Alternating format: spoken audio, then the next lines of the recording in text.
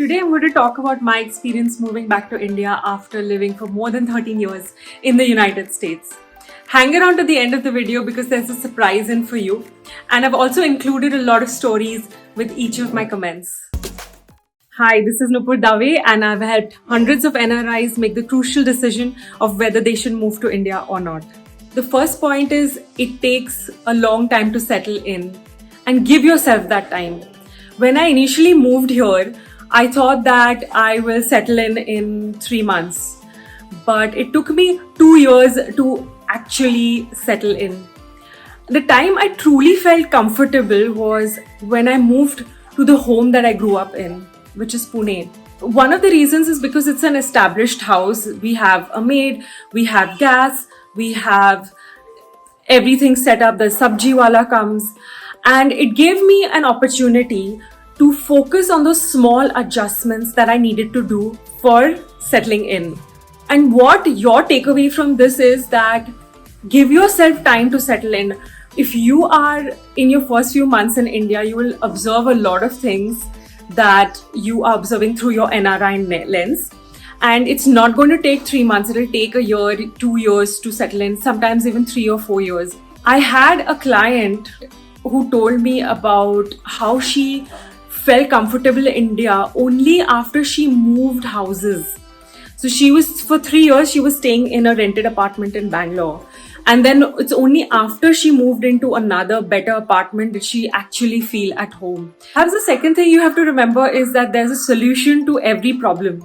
When I moved to Bangalore, I was living in an apartment complex where they had a very strange policy. The policy was that if you had anything big delivered to your home in a truck, they would charge you an exorbitant sum like 500 or 1000 rupees just to get that truck in to deliver goods. I didn't find any sense in this policy.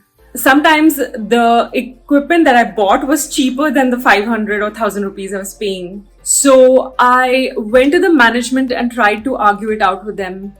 A lot of these conversations turn into heated arguments. I'm not comfortable with heated arguments. I paid the money, but it left me feeling cheated and just ruined my day.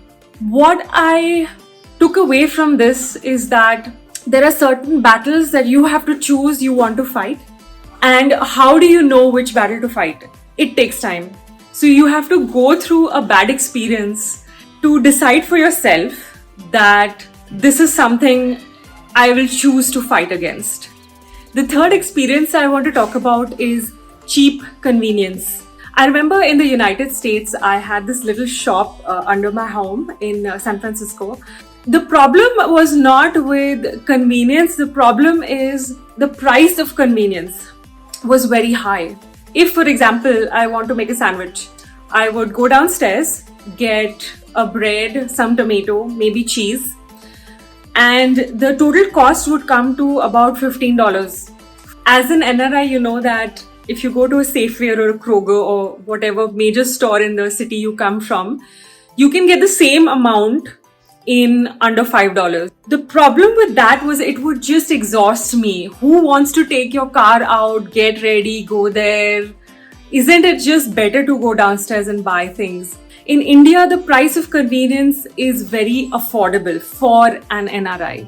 In India, not only are there apps that help you achieve convenience at a very cheap rate like Ola, Uber, Swiggy, but also if you're in an established home, you may have a maid or somebody who comes to sell fruits and vegetables to your home. So for example, here in Pune, we have the phone number of our bhajiwala. So we call him up and say, Mahesh, aaj aloo nahi hai. So he will send us potatoes. This sort of cheap convenience has changed the way I live my life here in India. And this experience has really made my life a little more stress-free. Now I have a counterpoint to my previous point. So point number 4, getting work done is a pain. For example, I had to redo my bathroom. First of all, finding someone to do civil work was very difficult for a small project.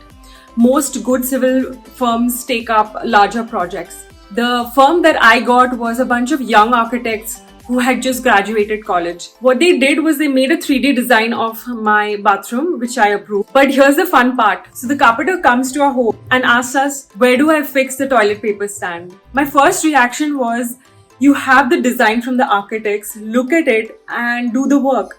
But he still comes and asks us where it has to go. This meant two things. I always had to be physically present to oversee the work. The second thing is, the laborers were not in sync with what the architects. For example, one of the pipes is now tirka, so which means it's fixed in at a little bit of a slant. So after that incident, now I think twice before I want to do any kind of civil work in my house. It may not happen to you, but what I wanted to give an example was, this is the reason why a lot of work gets done by sifarish, which is referrals.